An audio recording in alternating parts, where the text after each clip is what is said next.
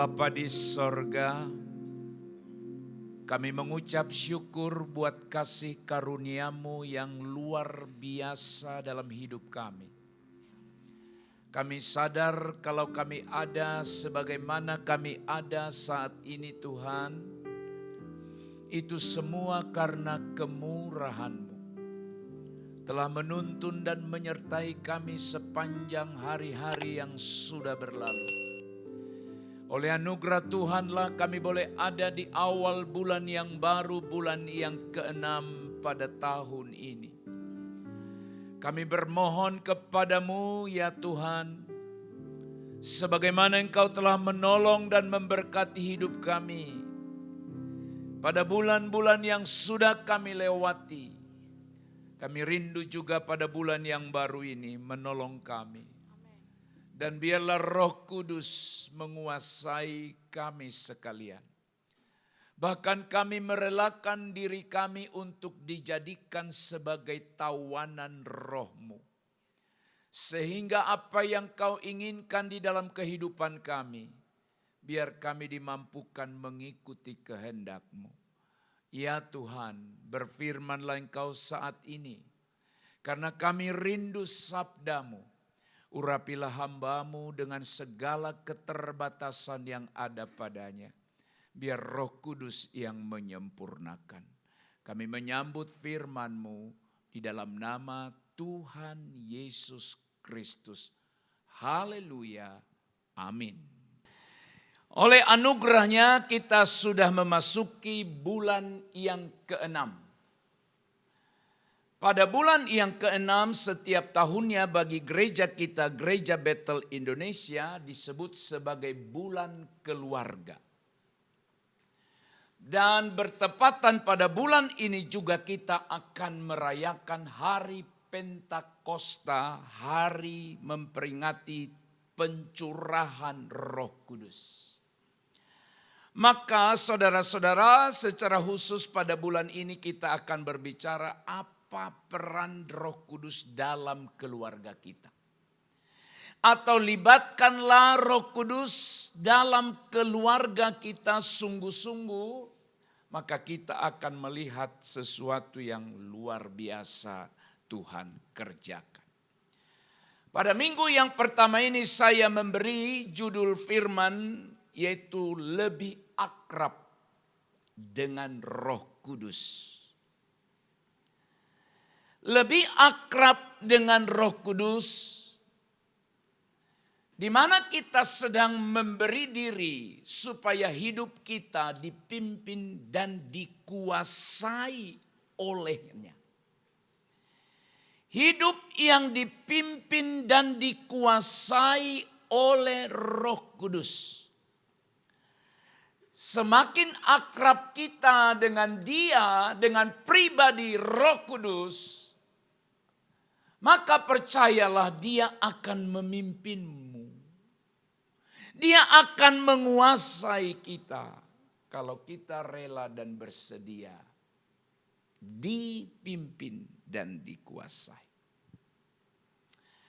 Haleluya.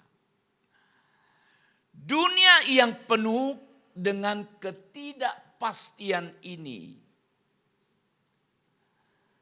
akan mendorong setiap manusia untuk memperoleh kekuatan. Akan menuntun seseorang untuk mencari ketenangan.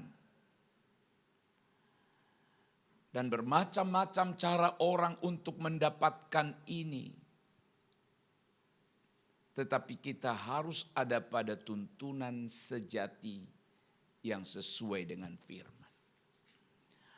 Orang percaya harus yakin juga pada apa yang Yesus janjikan.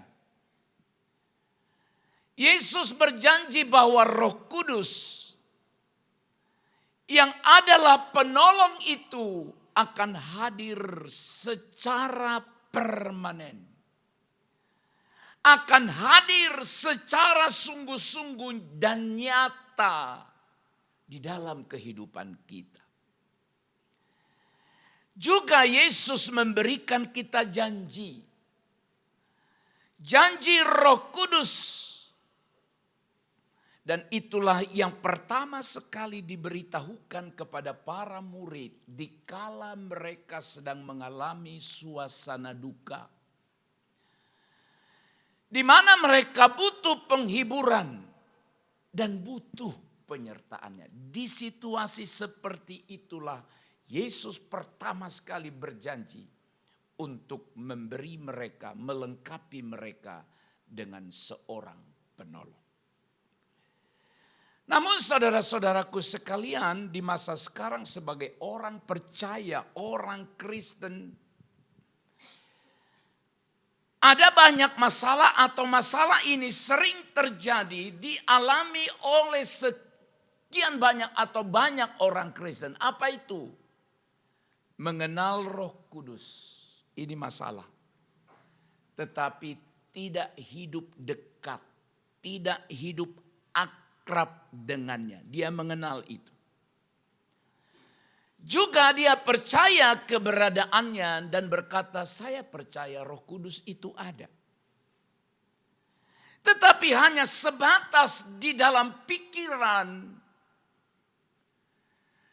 dan tidak membiarkan Roh Kudus itu memimpin hidup mereka. Inilah masalah yang sering terjadi. Oleh karena itu saudara-saudara, melalui pemberitaan firman ini saya akan mengajak saudara. Jangan hanya tahu tentang adanya Roh Kudus. Tapi hiduplah atau berilah hidupmu dipimpin dan dikuasai olehnya. Biarkan Roh Kudus menguasai hati, menguasai pikiran kita dalam setiap hari. Kalau saudara mau dan mau sungguh-sungguh, maka kita akan meresponinya dan belajar dari apa yang disebut dalam Injil Yohanes pasal 14. Ayat 15 sampai ayat 20. Dan sebelum kita membaca teks ini saudara-saudara, maka ada pertanyaan yang akan mengantar kita, merangsang pikiran kita untuk mengetahui ayat demi ayat. Pertanyaan yang pertama adalah, sudahkah kita mengenal siapa Roh Kudus itu? Kedua, apakah kita memahami perannya, karyanya dalam membentuk hidup kita? Pertanyaan ketiga, bagaimana caranya? Agar kita dapat hidup semakin dekat, semakin akrab, dan dipimpin olehnya, dipimpin oleh Roh Kudus setiap hari. Yohanes pasal 14 ayat 15 sampai 20, demikianlah bunyi firman Tuhan.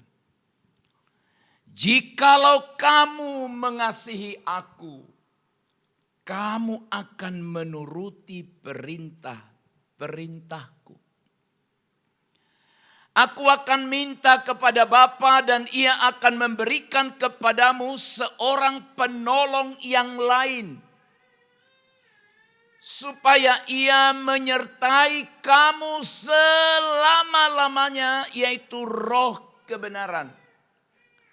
Dunia tidak dapat menerima Dia, sebab dunia tidak melihat Dia dan tidak mengenal Dia. Namun kamu mengenal Dia, sebab Ia menyertai kamu dan akan tinggal di dalam kamu. Aku tidak akan meninggalkan kamu sebagai yatim piatu. Aku datang kembali kepadamu. Sesaat lagi, dan dunia tidak akan melihat aku lagi. Tetapi kamu melihat aku, sebab aku hidup dan kamu pun akan hidup. Haleluya. Pada waktu itulah kamu akan tahu bahwa aku di dalam Bapa-Ku dan kamu di dalam aku dan aku di dalam kamu. Yang percaya bersama katakan, amin. Haleluya. Membaca ayat-ayat ini saudara-saudara, kalau kita simak baik-baik, sesungguhnya kita akan bahagia, akan bangga. Di situasi mereka murid-murid itu sedang ketakutan, mengalami duka yang mendalam. Karena Kristus harus disalibkan. Maka di saat seperti itulah Yesus berkata, aku akan minta kepada Bapa. Ia akan memberikan kepadamu seorang penolong yang lain. Yang, perhatikan baik ini, supaya ia, Roh Kudus itu menyertai kamu selama-lamanya. Maka dari ayat-ayat ini untuk menjawab 3 pertanyaan tadi, jawaban yang pertama adalah di ayat yang ke-15 dan ayat yang ke-16. Jika kamu mengasihi aku, kamu akan menuruti perintah-perintahku. Aku akan minta kepada Bapa dan ia akan memberikan kepadamu seorang penolong yang lain, supaya ia menyertai kamu selama-lamanya. Sudahkah kita mengenal siapa pribadi Roh Kudus itu? Pribadi Roh Kudus adalah pribadi Allah yang diutus kepada mereka, yaitu mereka yang mengasihi Dia dan yang menaati perintah daripada Kristus. Ini yang pertama. Roh Kudus adalah pribadi Allah. Kita mengenal dalam kekristenan itu disebut Tritunggal. 3 pribadi di dalam satu. Dan Roh Kudus itu adalah pribadi Allah yang ketiga. Bapa, Anak, dan Roh Kudus. Ketiga pribadi ini punya hakikat yang sama. Walaupun ada orang tidak percaya. Tapi kita percaya baik Bapa, Anak, dan Roh Kudus punya kuasa yang sama. Tidak ada yang lebih tinggi dan ada yang lebih rendah.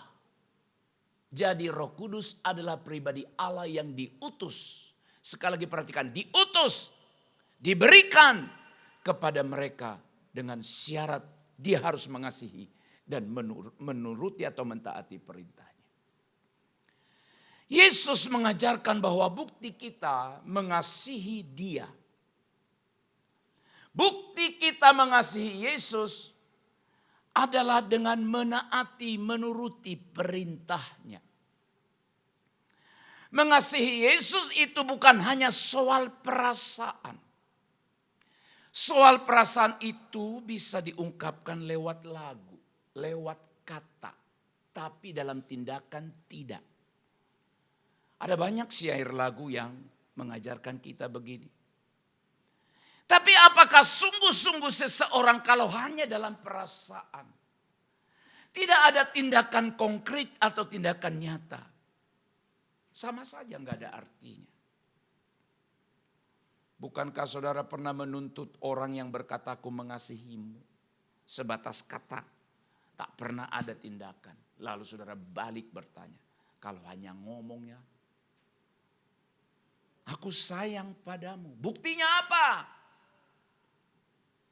Aku mencintaimu, oke, tapi buktinya apa? Lalu saudara menjawab, yang penting saya ngomong. Itulah perasaanku padamu. Saudara-saudara, Yesus menyatakan bahwa mengasihi Dia itu tidak hanya sekedar perasaan. Tetapi ada tindakan, ada keputusan hati kita untuk hidup seturut kehendaknya. Dan saudaraku sekalian, Yesus berjanji akan mengirim penolong yang lain kepada mereka yang sungguh-sungguh mengasihi Dia dan mentaati Dia, yaitu Roh Kudus. Roh Kudus adalah Allah sendiri, sama seperti Yesus. Roh Kudus ada bersama kita setiap hari. Amin. Akan menolong, akan menghibur, akan menyertai kita dalam seluruh atau sepanjang perjalanan hidup kita. Asalkan kita mau memberi diri untuk ditolong, memberi diri untuk dipimpin, dan memberi diri untuk mengikuti kehendak. Yesus menjanjikan bahwa Roh Kudus itu akan selalu menyertai kita selamanya. Tidak seperti ketika Yesus hadir secara jasmani, artinya ketika Dia ada di bumi ini. Dia hanya menyertai kita untuk sesaat, sementara waktu. Makanya ketika Yesus akan naik ke sorga, murid-murid itu ketakutan, murid-murid itu gelisah. Maka Yesus berkata, jangan gelisah. Di rumah Bapakku banyak tempat tinggal. Aku pergi ke situ untuk menyediakan tempat bagimu. Tetapi kalau Roh Kudus, yang adalah roh, itu menunjukkan satu kenyataan, Dia tidak terbatas. Yang jasmani itu terbatas. Ketika Yesus di dunia ini sebagai pribadi jasmani seperti manusia, Dia terbatas. Kalau Dia ada di satu tempat, disitulah Dia ada. Di tempat lain tidak ada. Maka saudara-saudara, Roh Kuduslah yang diberikan untuk menyertai umatnya selama-lamanya, tanpa batas waktu dan tanpa batas tempat. Yesus juga menjanjikan kepada para rasul sebelum Dia naik ke sorga bahwa Ia akan mengutus Roh Kudus untuk selamanya menyertai setiap orang percaya. Dan kita seharusnya mengenal dan makin akrab dengan Roh Kudus. Oleh karena itu saudaraku sekalian, jika kita ingin mengalami, ingin merasakan hadiratnya, merasakan tuntunan dan bimbingannya dalam hidup kita, maka kita harus perlu merespon dengan ketaatan. Setiap hari kita berkata, Roh Kudus, tuntun aku. Sebuah lagu yang pernah ditulis oleh pendeta almarhum Awon Datu. Lagu itu luar biasa. Peganglah tanganku Roh Kudus, setiap hari ku tak dapat jalan sendiri tanpa Roh-Mu. Itu pengakuan yang sangat baik. Dan kiranya juga setiap kita memiliki pengakuan yang sama. Oleh karena itu, maukah kita hari ini, bukan besok, bukan bulan depan, tahun depan, membuka hati dengan cara kita juga meninggalkan dosa yang belum diselesaikan, yang belum dibereskan, memberi pengampunan bagi orang yang menyakiti kita, dan tunduk kepada kehendaknya. Dan kalau kita mau lakukan ini, sekali lagi kalau kita mau melakukan ini, merespon dengan ketaatan, tinggalkan segala dosa yang merintangi perjalanan hidup kita, percayalah Dia akan membimbing kita Roh Kudus adalah roh yang tak terbatas. Dia mampu menolong kita dalam segala situasi hidup kita. Yang kedua, Roh Kudus tinggal di dalam orang percaya dan dia akan memberi pengertian pada mereka. Ayat yang ke-17. Lihat ayat 17 ini. Yaitu roh kebenaran.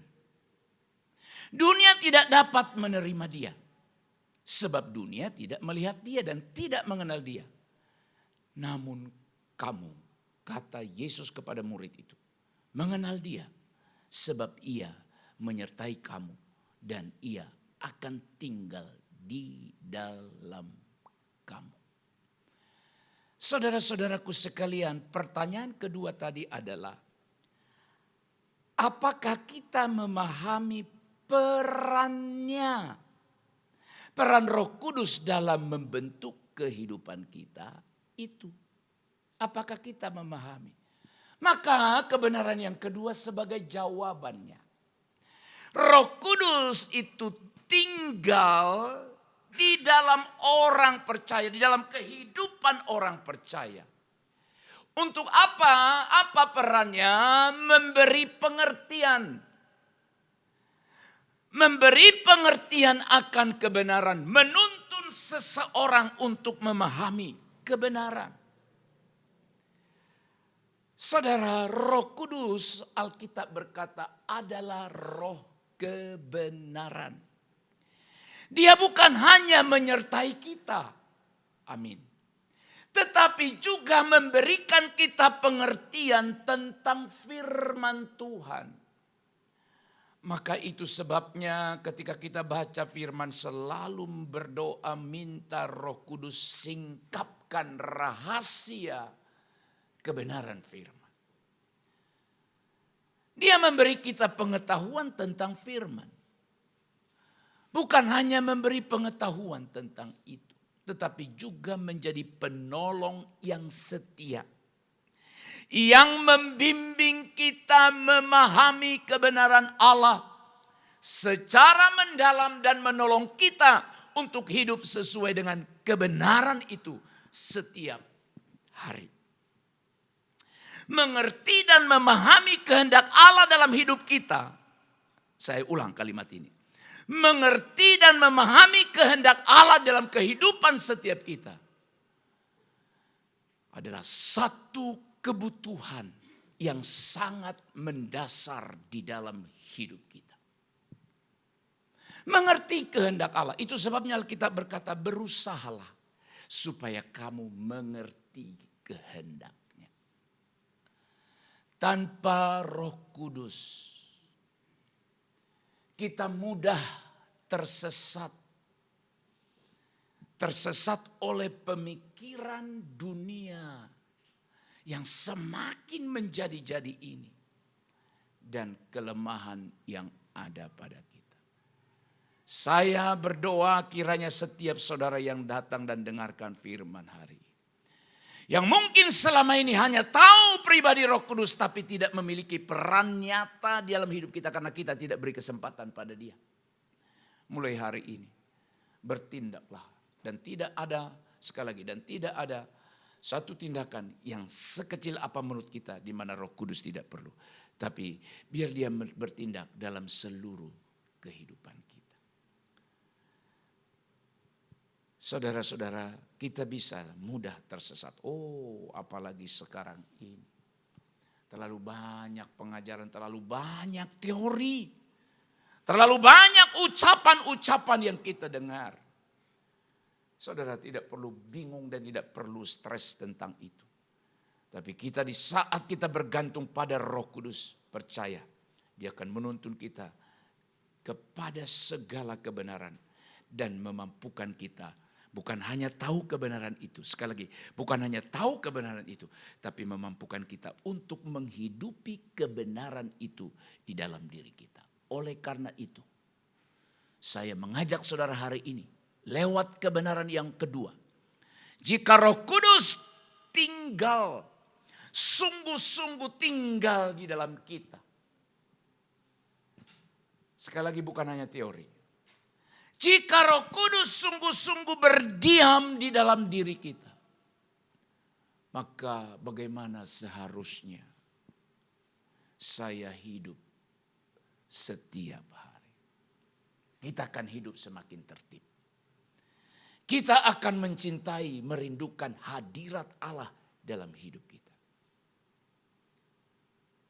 Jadi jangan pernah hidup atau jangan lagi hidup seolah-olah Allah itu jauh. Allah itu tidak peduli. Tetapi sadarlah bahwa Roh Kudus hadir. Dia mengajar, dia menghibur, dia menuntun setiap langkah kita. Perlu kita belajar. Apa yang harus kita pelajari? Semakin atau setiap hari, semakin peka, semakin sensitif terhadap suaranya. Dan bagaimana itu bisa terjadi? Sekali lagi bagaimana kita makin peka, makin sensitif pada suaranya. Tidak ada solusi lain selain yang pertama kita berdoa. Duduk diam di hadirat Allah. Dengan membaca firman-Nya. Dan di saat kita sedang merenungkan segala kebaikannya melalui saat teduh kita. Beri ruang, beri tempat baginya untuk membentuk hatimu. Jangan selalu keraskan. Beri ruang untuk membentuk pikiran. Beri ruang supaya dia menuntun kita dalam mengambil setiap keputusan. Agar hidup kita benar-benar mencerminkan kebenaran Allah. Puji Tuhan. Haleluya. Pertanyaan ketiga. Bagaimana caranya? Agar kita dapat hidup semakin dekat dan dipimpin oleh Roh Kudus. Bagaimana caranya? Yang ketiga. Poin ketiga kebenaran ini memberi jawaban. Ayat 18-20. Roh Kudus menjamin hubungan antara kita, perhatikan baik ini, hubungan yang sangat indah. Hubungan orang percaya dengan Yesus dan dengan Bapa. Coba saudara, banyak kita tidak pahami ini. Roh Kudus itu menjamin ada hubungan saya, hubungan kita dengan Yesus. Hubungan kita dengan Bapa. Ayat 18 itu bilang itu ya, ini. Aku tidak akan meninggalkan kamu sebagai yatim piatu. Aku datang kembali padamu. Sesaat lagi dan dunia tidak akan melihat aku lagi, tetapi kamu melihat aku. Tetapi kamu melihat aku. Sebab aku hidup di dalam kamu. Dan kamu pun akan hidup. Ayat 20. Nah, ayat terakhir ini perhatikan. Pada waktu itulah kamu akan tahu. Apa yang kita tahu? Bahwa aku, kata Yesus, di dalam Bapakku. Dan kamu di dalam aku. Dan aku di dalam kamu. Hebat. Aku, Yesus, di dalam Bapa. Lalu kita di dalam Yesus. Kita di dalam Yesus. Dan Yesus di dalam kita. Apa enggak bahagia saudara, enggak bangga sebagai orang percaya kebenaran ini? Kok ada Allah, ada pribadi Allah yang mau tinggal di dalam diri kita? Saudara-saudara,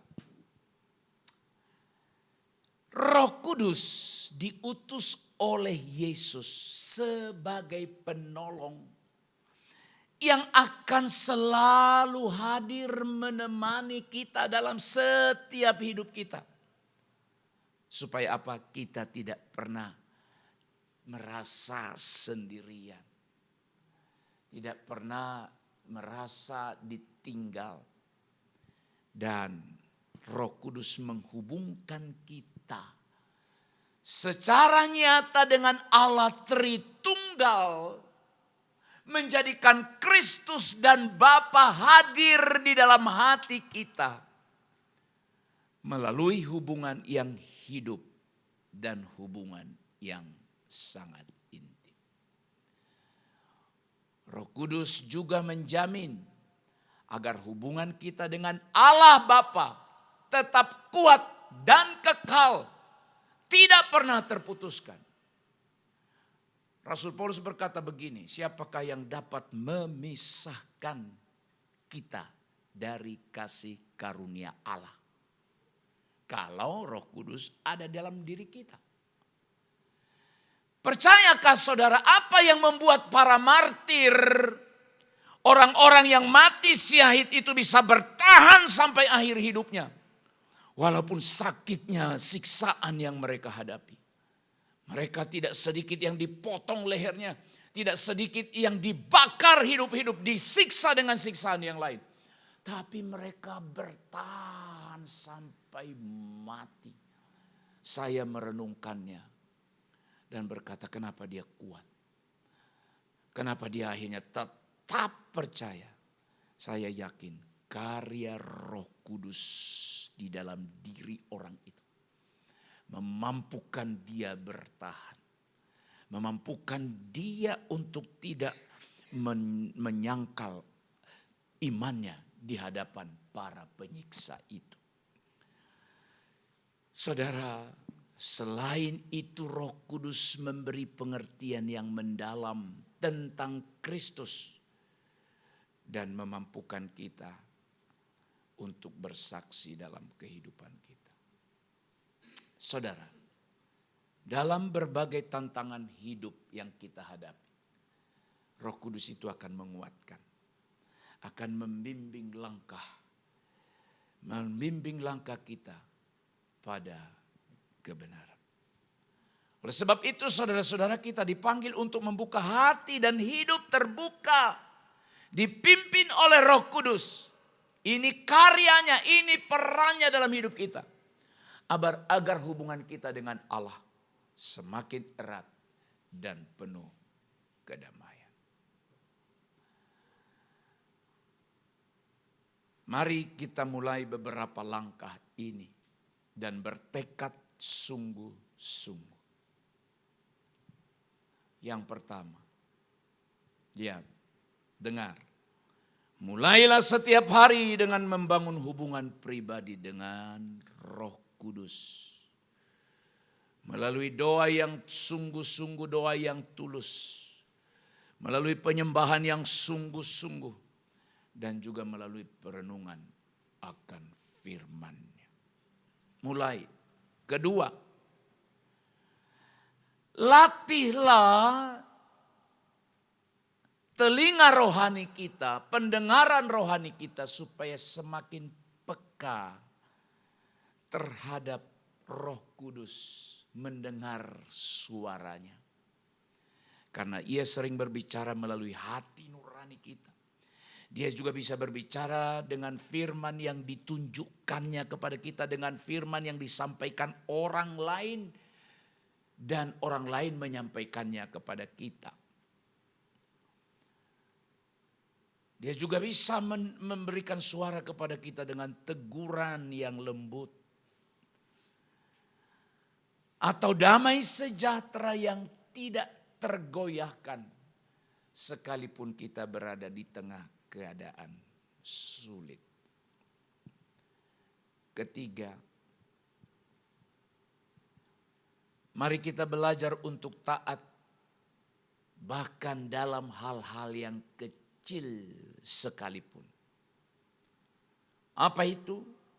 Kelihatannya kecil, menolong orang lain dengan apa yang bisa kita perbuat. Mengampuni orang yang bersalah, berbagi kasih atau memilih diam saat emosi kita memuncak. Karena seringkali Roh Kudus memimpin langkah-langkah sederhana seperti itu. Dia perintahkan kita untuk diam, jangan kau jawab. Butuh ketundukan dan ketaatan. Dan Roh Kudus akan selalu menuntun kita kepada segala kebenaran yang dikehendaki Allah. Keempat, ini bahaya ini, jangan sampai. Jangan memadamkan api roh. Roh Kudus itu tidak pernah paksa kita. Dia lembut. Saudara tidak mau, saudara mau tinggalkan dia. Saudara mau matikan dia di dalam hidupmu. Dia pun tidak paksa kita.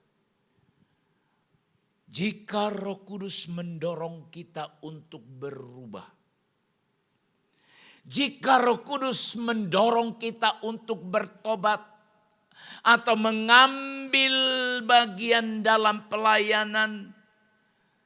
Dalam pekerjaan yang diinginkan Tuhan. Dengar. Jangan tunda. Khotbah saya pada hari Kamis lalu, pada saat ibadah kenaikan Tuhan Yesus ke sorga. Poin terakhir, dia akan datang kembali. Dan kedatangannya kembali jangan hanya dilihat mengangkat kita naik di awan-awan. Jangan hanya mata tertuju pada itu. Tapi di saat dia datang kembali, dia akan menuntut semua pertanggungan jawab. Yang diberi, yang dipercayakannya kepada kita sekarang ini. Dan besok, lusa, kapan dia datang, dia akan minta itu, pertanggungan jawab itu. Jangan tunda, responi dengan segera dan dengan hati yang mau taat. Saya akhiri khotbah ini dengan 3 kesimpulan. Pertama, Yesus memberi kita Roh Kudus untuk menyertai dan memimpin kita. Kedua, Roh Kudus adalah pribadi Allah, pribadi ilahi yang tinggal di dalam diri kita. Ketiga, hidup yang dipimpin oleh Roh Kudus adalah hidup yang akan terus menerus dibaharui. Maka hari ini, kalau engkau mau dan engkau mendengar, mari kita hidup lebih akrab, lebih dekat dengan Roh Kudus. Izinkan dia memimpin dan memuliakan Kristus melalui kehidupan kita. Sekali lagi, hiduplah lebih dekat, lebih intim, lebih akrab dengan Roh Kudus. Amin. Kami bersyukur untuk Roh-Mu yang Engkau utus bagi kami. Bukan hanya menolong kami, tapi memberikan kami kemampuan memahami kebenaran. Sehingga kami tidak tersesat. Tuhan, biar setiap kami sadar bahwa kami butuh Roh-Mu. Kami tidak dapat hidup dalam kebenaran kalau Roh Kudus tidak tinggal di dalam kami. Meteraikanlah firman ini di dalam loh hati setiap kami umat-Mu. Roh Kudus berkarya terus, menyempurnakan pengertian kami, dan memampukan kami untuk menghidupi pengertian yang benar itu. Dalam nama Yesus kami berdoa. Haleluya. Amin.